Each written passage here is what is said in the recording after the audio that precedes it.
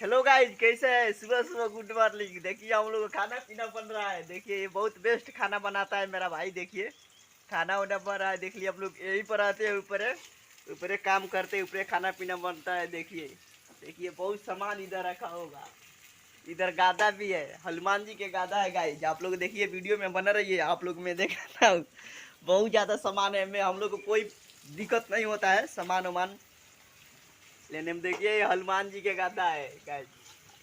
देखिए इधर खाना बन रहा है, खाना वाना पक चुका है, बस सब्जी बन रहा है। इधर के लुक आप लोग को दिखा देता हूँ। देखिए इधर का भी लुक आप लोग देखिए, बहुत मस्त लुक है भाई। गाइज मेरा वीडियो नहीं आ रहा है अभी, नेट का बहुत ज़्यादा प्रॉब्लम है, नेट वोट नहीं है, इसीलिए हमारा वीडियो नहीं आ रहा है।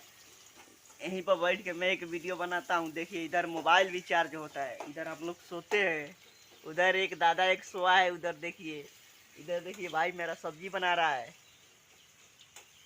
देखिए आप लोग को बैक कैमरा से मैं दिखाता हूँ इधर के लोकेशन। हम लोग 3 मंजिल के ऊपर हैं, ऊपर रहते हैं। ये एल्वेस्टर है, एल्वेस्टर के ऊपर रहते हैं। बैक कैमरा से आप लोग को दिखाता हूँ, वीडियो में बना रहिए।